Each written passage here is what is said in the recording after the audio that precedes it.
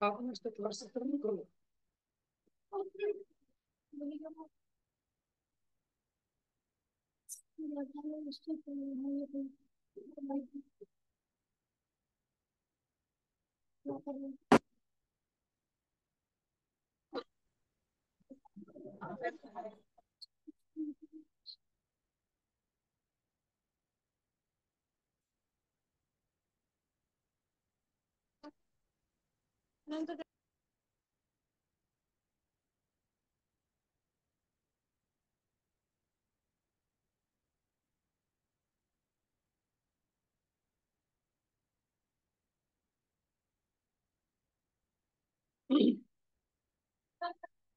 नमो वरिहंताणं नमो सिद्धाणं नमो आयरीयाणं नमो वज्रायाणं नमो सवसाहुणम् मोक्षमार्गस्य नेतारं भेतारं कर्म विधृताम् ज्ञातारं विश्वतत्त्वानां वन्दे तद्गुणलब्धये। आज अपनी उत्तम मार्ग की चर्चा चलेगी। कल हमने उत्तम क्षमा देखी। मार्दव क्या होता है? कोमलता, विनम्रता। मान कषाय के अभाव में आत्मा का जो स्वभाव प्रकट होता है, उस स्वभाव का नाम है मार्दव। चलिए पढ़िए, कौन पढ़ेगा आज?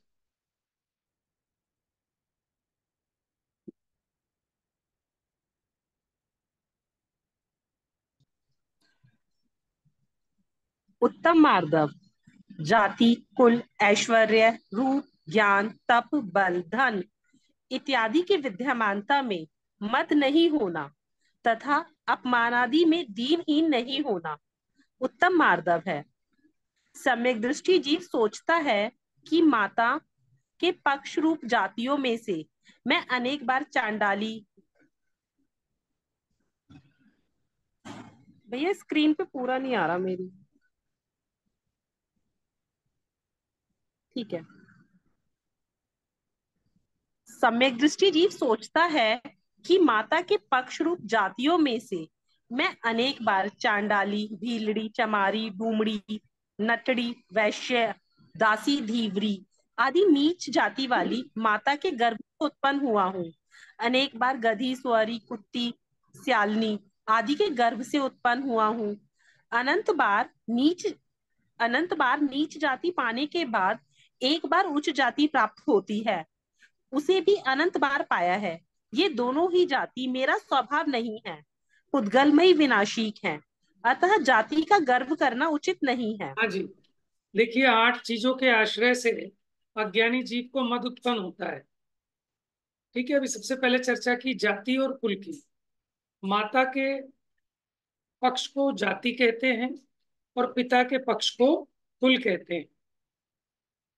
तो माता का क्या मत करना अगर आज ऊंचे कुल में हो गए, ऊंची जाति में पैदा हो गए, क्योंकि अनेक बार चांडाली, भीलनी, वैश्या, दासी, त्रियंचनी आदि के गर्भ से उत्पन्न हुआ। और कुल की क्या अभिमान करें, वहां पर भी इसी प्रकार से लगा लेना कि त्रियंचों से, चांडाल से, इन सब के यहाँ उत्पन्न हुआ। और ऊंच और नीच जाति, ये तो सब पुद्गल की माया है, इसलिए इसका क्या गर्व करना। देखो, दोनों बातें होती है मान में। गर्व करना ये भी मान है, और दीनता होना ये भी मान कषाय का ही रूप है। ठीक है, या तो आप मान होते हो, मानी होते हो, या अपमानी फील करते हो। दोनों ही कषाय हैं। अपमान किसका होता है? जिसको मान कषाय होती है उसी का अपमान होता है। ठीक है ना, जैसे हम गए और हमें मंच पे नहीं बुलाया, हमें माला नहीं पहनाई, तो हम कहेंगे हमारा अपमान हो गया। तो इसमें अपमान कैसे हो गया? क्योंकि आपको मान कषाय थी, इसलिए आपका अपमान हुआ। अगर आपको मान कषाय ना हो तो आपका अपमान भी नहीं हो सकता। दीनता भी मानी को ही होती है। ठीक है, मैं छोटा हूं, माने अगर ये सामग्रियां, जाति, कुल, ऐश्वर्य, रूप, ज्ञान, तप, धन, बल, अगर ये सामग्री है तो इनके अच्छे होने से अपने को अच्छा मानता है। और अगर ये कम है, नहीं है, विपरीत है, तो अपने को इनके आधार से छोटा मानता है। ये दोनों ही मान कषाय के रूप है। हम्म। पिता के पक्ष रूप ऊंचे नीचे कुल भी अनेक बार प्राप्त हुए हैं। पंचेंद्रिय त्रियंश भी मरकर देवगति के देव हो जाते हैं। उत्तम कुल का धारी मनुष्य भी मरण कर चांडाल, राजा भी विष्टा का कीड़ा इत्यादि रूप में सभी उच्च नीच कुल में जन्म लेते रहते हैं। ये सभी पौद्गलिक विनाशिक है। माता के रुधिर और पिता के वीर्य से उत्पन्न हुई ये दशाएं मेरा स्वभाव नहीं है, अतः कुल का गर्व करना भी उचित नहीं है। राज्य वैभव तो राग द्वेष के निमित्त हो आत्मा को संसार में डुबा देता है। बड़े बड़े इंद्रों का भी मरण होता है, इसका सदा काल संयोग नहीं रहता है। जब बलभद्र नारायण का ऐश्वर्य भी क्षण मात्र में नष्ट हो गया, भरत चक्रवर्ती का मान जाता रहा, तब फिर अन्य शूद्र पुरुषों की तो क्या कथा। यह राज्य वैभव मेरा स्वभाव नहीं है, पौद्गलिक कर्म के अधीन है। निर्ग्रंथ दशा ही तीन लोक में पूज्य है, अतः ऐश्वर्य का गर्व करना उचित नहीं है। देखिए, जो ऐश्वर्य है, ऐश्वर्य माने आपके ठाट बाट, ये तो बड़े बड़े राजाओं के भी क्षण भर में नष्ट हो जाते हैं। भरत चक्रवर्ती का भी मान नहीं रहा, तो अन्य क्षुद्र पुरुषों की क्या कथा है। तो ये सब उद्गल कर्म के अधीन है। जगत में तो इन ऐश्वर्य का त्याग करके जो तीन लोक में पूज्य हुए ऐसे निर्ग्रंथ दिगंबर मुद्राधारी, ठीक है, वही लोक में महान है, पूज्य है। इसलिए ऐसे ऐश्वर्य का गर्व करना उचित नहीं है। अब रूप मत, शरीर की सुंदरता का मत। शरीर शरीर की सुंदरता पुद्गल का विकार है, वह मेरा स्वरूप नहीं है। इस रूप को तो रोग शोक जरा दरिद्री महाकुरूप कर देता है। इस हड्डी चर्म की देह में रागी होकर रूप का मद करना महा अनर्थ है। कुछ विशेष प्रकट हुआ, श्रुत ज्ञान इंद्रियों के अधीन विनाशिक है। मेरा स्वभाव तो केवल ज्ञान में ही अविनाशी है। यह इंद्रिय जनित ज्ञान एक क्षण में वात पित्त कफ श्रोणित ज्वर आदि के विकार से चंचल हो जाता है, इस भव के साथ ही नष्ट भी हो जाता है। आत्मज्ञान रहित श्रुत ज्ञान की प्राप्ति होना भी निष्फल है। 11 अंग 9 पूर्व पर्यंत का ज्ञान प्राप्त कर भी अभव्य जीव संसार में ही परिभ्रमण करता है। सम्यक दर्शन के बिना व्याकरण छंद अलंकार काव्य कोश आदि अनेक शास्त्रों को पढ़कर खोटे काव्य खोटी कथाओं की रचना कर अनेक जीवों को विपरीत रूप मिथ्या धर्म में लगाकर स्वयं भी संसार में डूबे हैं, अतः ज्ञान का मत करना उचित नहीं है। हाँ जी। ये ज्ञान का जो मद होता है, तो अपने को जो ज्ञान प्रकट है, ये इंद्रियों के अधीन है, विनाशिक है। शरीर में कोई बीमारी लग जाए, वात पित्त कफ आदि कुपित हो जाए, तो ये ज्ञान नष्ट हो जाता है। और अगर तुम्हें आत्मज्ञान नहीं हुआ, तुमने बाकी शास्त्र ज्ञान भी कर लिया, तो उससे तुम्हारा दुख मिटने वाला नहीं। जैसे 11 अंग 9 पूर्व का ज्ञान प्राप्त करके भी अभव्य जीव संसार में ही भटकता है। और सम्यक दर्शन के बिना आप व्याकरण न्याय छंद अलंकार ऐसे अनेक शास्त्रों को पढ़कर, ठीक है, खोटे काव्य खोटी कथाओं की रचना करके दूसरे जीवों को भी मिथ्या धर्म में लगाते हैं और स्वयं भी संसार में डूबते हैं। तो वास्तव में तो सम्यक ज्ञान पूज्य है। और जहाँ सम्यक ज्ञान होता है, वहां ज्ञान का मद नहीं होता। हम्म। आप बताओ कि बल मत किसको होगा, बल वाले को कि निर्बल को। अच्छा, रूप मत किसे होगा, रूपवान को कि कुरूपवान को। रूपवान को। है ना। अच्छा, ज्ञान मत किसे होगा, ज्ञानी को कि अज्ञानी को। ज्ञानी को। अज्ञानी को। सोच के बताओ। अज्ञानी को होगा क्योंकि भैया फिर ऐसा ज्ञानी जिसको ज्ञान मत होए, वो तो अज्ञानी है। हाँ समझ में आया ना? ठीक है भैया। जैसे ज्ञान मद अज्ञानी को होता है, ऐसे रूप मद कुरूप को भी हो सकता है। ठीक है, वो अलग बात है कि ज्ञान मत ज्ञानी को होता है, माने जिसके पास कुछ विद्याएं वगैरह है, जो बिल्कुल ही मूड है वो काय का मत करेगा, लेकिन वो दीनता करता है। वो भी मद का ही दूसरा रूप है। देखो, कोई तो सीना चौड़ा करके ऐसे चौड़ा होके चलता है, और कोई ऐसे झुक के चलता है दीनता में। कमर तो दोनों की टेढ़ी है ना। तो मान कषाय के दो रूप हैं। एक में इन संयोगों के आधार से अपने को बड़ा, दूसरा इन संयोगों के आधार से अपने को छोटा देखता है। लेकिन अपने को अपने से नहीं देखता, इन संयोगों से देखता है। ठीक है, इसलिए वो मान कषाय के दो रूप हैं। तो देखो, ज्ञान मत ज्ञानी को होता है मतलब जिसके पास विद्याएं वगैरह हो, लेकिन सच्चे अर्थों में देखा जाए तो वो ज्ञानी नहीं है, अज्ञानी है। चलिए, तप मत। भैया, तपस ये लाइन ये लाइन पढ़ के तो वो नहीं लगता 11 अंग 9 पूर्व का ज्ञान प्राप्त करके भी अभव्य जीव संसार में परिभ्रमण करता है। मतलब तो कितना भी पढ़ लो, अगर अभव्य होंगे तो। हाँ, देखो ऐसा अर्थ ग्रहण नहीं करना, आचार्यों ने इसके लिए नहीं लिखा। ये किस लिए बताया कि कोई ज्ञान का घमंड करे तो उसको हमने सिद्धांत दिखाया है। ठीक है, तो ये सिद्धांत है कि ऐसा हो सकता है कि कोई अभव्य जीव हो, वो भी 11 अंग 9 पूर्व तक का ज्ञान प्राप्त कर सकता है। ठीक है ना। तो इसलिए तुमने थोड़ा ज्ञान हो गया और तुम सोच रहे हो कि मैं मुक्त हो जाऊंगा, मेरे से महान कोई नहीं है, तो उसको होश में लाने के लिए ये नियम बताया है। लेकिन इसका मतलब ये नहीं है कि जिनको भी 11 अंग 9 पूर्व का ज्ञान है वो सारे अभव्य ही होंगे। ये तो बहुत रेयर है। आप सोचो ना, इतना कितना दुर्लभ होता है। तो मुख्यपने तो उपाय यही है कि आप स्वाध्याय करें, शास्त्राभ्यास करें। लेकिन यहाँ किसको समझा रहे हैं ये भी ध्यान रखें, क्योंकि इलाज रोगी के हिसाब से बताया जाता है। ठीक है, जो हर वक्त स्वाध्याय स्वाध्याय स्वाध्याय में लगा रहता है और अपने आत्मा को जानने का उपाय नहीं करता, तो उसको कहते हैं खाली इस कोरे शास्त्र ज्ञान से कुछ भी होने वाला नहीं, और कोई शास्त्र पढ़ता ही नहीं, तो उसको ये कहते हैं भैया बिना शास्त्र के ज्ञान नहीं होता। ठीक है। चलिए बढ़िया। तपश्चरण तो शरीराधीन है। पहले मुझसे भी बड़े बड़े तपस्वी हो गए हैं।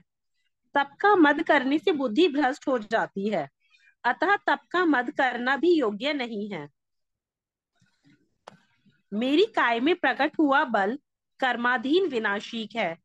यदि मैं इस यौवन के बल को पाकर अन्य निर्बल अनाथ जीवों को मारूंगा, उनकी जमीन जगह दबा लूंगा, धन हरण करूंगा, आजीविका बिगाड़ दूंगा, कुशील सेवन करूंगा, तो मुझे नरक में अनेक दुख भोगने पड़ेंगे। रोग वेदना के आने पर बहुत अधिक बलवान व्यक्ति भी एक क्षण में निर्बल हो जाता है, अतः शारीरिक बल का गर्व करना योग्य नहीं है। मुझे प्राप्त हुई यह लक्ष्मी पुण्याधीन होने से स्थिर नहीं है, विनाशिक है। जैसे अरहट की रिक्त घड़ी भरती है, भरी रिक्त होती है, उसी प्रकार सांसारिक लक्ष्मी क्षणभंगुर है। इसका अभिमान करने वाले मूर्ख है। यह मनुष्य तो एक ही भव में अनेक दशाएं धारण कर लेता है, अतः धन का गर्व करना योग्य नहीं है। हाँ जी। देखो ऐसा नजर आता है, देखो तप का भी मद हो जाता है। ये जीव तप करता है और उसका ही घमंड करने लगता है कि मैं तपस्वी हूँ, मैं तो रात को पानी नहीं पीता, ये तो रात को पानी पीते हैं, मैं तो रात्रि भोजन नहीं करता, ये रात्रि भोजन करते हैं। तो उसका ही मत करने लगता है। तो उसको वहां समझाते हैं कि भैया तपश्चरण तो शरीराधीन है। मानो आज आपका शरीर साथ नहीं दे, हॉस्पिटलाइज हो जाओ, तो आप कैसे कर पाओगे। और मेरा तो तप कुछ भी नहीं है, मुझसे भी बड़े बड़े तपस्वी हो गए, और तप का मत करने से बुद्धि भ्रष्ट हो जाती है। तो फिर इसलिए तप नहीं करना, ये बुद्धि भ्रष्ट हो जाएगी, इसीलिए हम तप नहीं करते, क्योंकि तप करने से बुद्धि भ्रष्ट हो जाती है। तो तप करने से बुद्धि भ्रष्ट नहीं होती, तप का मद करने से बुद्धि भ्रष्ट होती है। और वो सच्चा तप नहीं है। सच्चा तप तो यही है कि अपने मद का त्याग करना, विनम्र होना, इच्छा का निरोध करना, ये सच्चा तप है। ठीक है ना, इसीलिए मद अज्ञानी को होते हैं। इसी प्रकार शरीर का बल, कि ये भी पुण्य कर्म के उदय से मिला, लेकिन अगर इस बल को पाकर निर्बल जीवों को, अनाथ जीवों को कष्ट दूंगा, उन पे अत्याचार करूंगा, ठीक है, तो मुझे नरक में अनेक दुख भोगने होंगे। और कोई रोग लग जाए तो बलवान व्यक्ति भी एक क्षण में निर्बल हो जाता है, और वृद्धावस्था में तो हो ही जाता है। इसलिए शारीरिक बल का गर्व करना निरर्थक है। इसी प्रकार धनमत, ये भी पुण्य के उदय से मिली, पाप के उदय में चली जाती है। जैसे अरहट, क्या बोलते हैं, रहट बोलते हैं ना उसको, गाँवों में होते हैं। माने वो कनस्तर बंधे रहते हैं, ऐसे नीचे से आता है तो पानी भर जाता है उसमें से, फिर उधर गिर जाता है, फिर घूम के आता है, ऐसे। अरहट की खाली घड़ी भरती है और भरी हुई खाली हो जाती है। ऐसी इस लक्ष्मी भी क्षणभंगुर है, इसका घमंड करने वाला मूर्ख है। यह मनुष्य तो एक ही भव में अनेक दशाएं धारण कर लेता है, इसलिए धन का गर्व करना योग्य नहीं है। इन आठ मद रहित कोमलता रूप आत्मा का परिणाम कुमार्दव है। फिर उसमें स्वाभाविक सरलता रहेगी, स्वाभाविक कोमलता रहेगी। ठीक है, वो धर्म है। अब आर्जव, माया के अभाव में आत्मा का जो स्वभाव प्रकट होता है उसका नाम है आर्जव। आर्जव माने सरलता, ऋजुता, छल कपट से रहित परिणाम, वो आत्मा का धर्म है। देखो, इसका नाम धर्म है क्रोध का अभाव, मान का अभाव, माया का अभाव, लोभ का अभाव, असंयम का अभाव। समझ गए ना, ये है धर्म। आर्जव पढ़िए। उत्तम आर्जव, मन वचन काय संबंधी वक्रता से रहित सरल सीधा भाव उत्तम आर्जव है। मायाचारी व्यक्ति के हृदय में गुण स्थिर नहीं रहते हैं। निश्चल व्यक्ति के हृदय में अनेक गुण रहते हैं। लोक में मायाचारी व्यक्ति को कपटी पापी कहते हैं।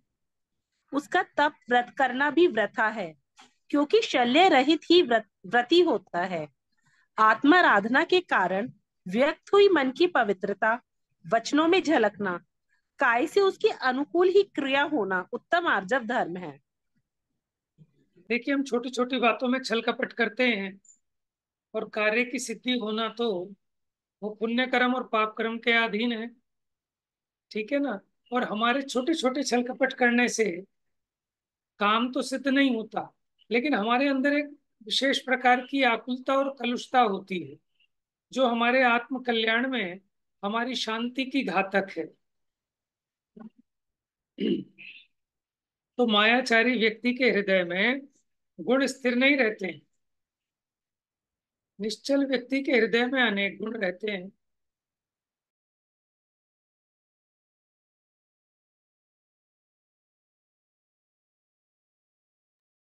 हाँ जी। तो मायाचारी का तप करना, व्रत करना भी निरर्थक है, क्योंकि व्रति के लिए परिभाषा है निशल्यो व्रति। जो शल्य से रहित है वही सच्चा व्रति होता है। तो इसलिए आत्मा आराधना के कारण मन की जो पवित्रता है वो वचनों में और काया में झलकना, इसका नाम आर्जव धर्म है। शोच किसे कहते हैं? कि लोभ आदि कषायों के त्याग में शोच, शोच माने शुचिता, पवित्रता। ठीक है, तो आत्मा की पवित्रता किससे होगी? स्नान करने से नहीं, कषायों के अभाव से आत्मा पवित्र होता है। पढ़िए। उत्तम शौच, पर धन पर स्त्री की अभिलाषा का अभाव, छह काय के जीवों की हिंसा का अभाव, सभी प्रकार के लोभ का त्याग उत्तम शौच है। लोभ से आत्मा के परिणाम राग द्वेष में मलिन रहते हैं। इसके मुख्य चार भेद हैं। अपने और स्त्री, पुत्र पुत्री मित्रादि पर के जीवन का लोभ, अपने और स्त्री आदि पर के निरोग रहने का लोभ, अपने तथा स्त्री आदि पर की इंद्रिया बनी रहने का लोभ, अपने और स्त्री आदि पर को उपभोग्य वस्तु मिलने का लोभ। देखिए, लोभ का मतलब होता है चाहना। तो मुख्य रूप से चार भेद किए। एक तो जीवन का लोभ, किसका? अपना और अपने संयोगों का, संबंधियों का। दूसरा, निरोग रहने का लोभ, तो मुझे कोई बीमारी ना लग जाए। ठीक है, मेरी पत्नी को, मेरे बच्चों को, मेरे माँ बाप को कोई बीमारी ना लग जाए, तो निरोग रहने का लोभ रहता है जीव। ठीक है, अपनी तथा स्त्री आदि इन सबकी इंद्रियां बनी रहने का लोभ, माने इनका सारा ज्ञान दर्शन का व्यापार इंद्रियों के माध्यम से चलता है, इसलिए। अपने और स्त्री आदि पर को उपभोग्य वस्तु मिलने का लोभ, माने इनको भी अपनी सामग्री, विषय भोगों की सामग्री मिलती रहे, ऐसा लोभ होता है। इन चारों लोभों का अभाव होकर पवित्रता प्रकट होना। देखो, जब ये चाह मिट जाएगी तो आत्मा में एक स्वाभाविक शांति का प्रादुर्भाव होगा, एक पवित्रता प्रकट होगी, उसका नाम है उत्तम शौच धर्म। अब उत्तम सत्य पढ़ी।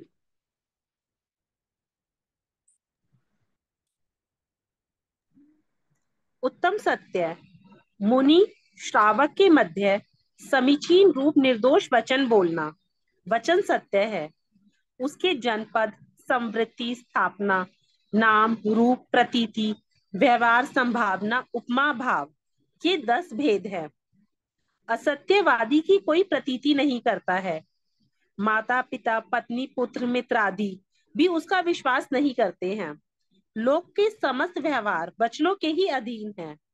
धर्म अर्थ काम मोक्ष रूप चारों पुरुषार्थ ही बिगड़ जाते हैं।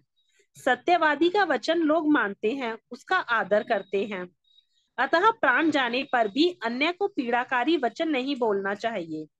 वचन व्यवहार से मुक्त हो अपने सत स्वभावी आत्मा के अवलंबन से प्रकट हुई सत्यार्थ निराकुल दशा उत्तम सत्य धर्म है। देखिए, असत्य बोलने वाले की कोई भी प्रतीति नहीं करता। आपने एक बचपन में कथा सुनी होगी कि भेड़िया आया, भेड़िया आया। ठीक है ना? तो वो आया नहीं था। एक बार लोगों ने सोचा कि चलो बचाएं, दूसरी बार भी सोचा, लेकिन जब तीसरी बार सच में भेड़िया आया तो कोई बचाने नहीं आया। क्यों? क्योंकि उसकी प्रामाणिकता खत्म हो गई, वैसे ही कर रहा होगा। तो इसलिए झूठ नहीं बोलना चाहिए। और ये 10 प्रकार के सत्य के भेद हैं, ये पहले आ चुके हैं, अभी इसकी चर्चा नहीं करते। अच्छा, लोक का सारा व्यवहार वचनों के अधीन है। लौकिक में आपका व्यापार, ठीक है, आपकी रिश्तेदारी, सब आपके वचनों के अधीन है। जिसने अपने वचन बिगाड़े उसने अपना सारा व्यवहार बिगाड़ लिया। और सत्यवादी का तो लोग बड़ा आदर करते हैं। ठीक है, चार लोग आपस में कोई विवाद हो जाए तो जो सत्यवादी है उसको बैठाते हैं कि आप जो कह दोगे वो सब मान लेंगे। तो यानी वचनों की प्रामाणिकता सत्य बोलने से होती है। अच्छा, सत्य में खाली सत्य ही नहीं लेना। कैसे लेना? कि पीड़ा कारक, कलह कारक ऐसे वचनों का त्याग, वो भी सत्य के अंदर आता है। सत्य तो बोलना, लेकिन ऐसा नहीं बोलना कि दूसरे को पीड़ा हो। हम्म। तो इस प्रकार, और यथार्थ में देखे, जब वचन व्यवहार का भी विकल्प छूट जाए, अपने स्वरूप में लीन हो जाए, तो उसके आश्रय से जो निराकुलता, वीतरागता प्रकट होती है, वो उत्तम सत्य धर्म है। ठीक है, अब संयम की चर्चा कल करेंगे। जा वाणी के ज्ञान से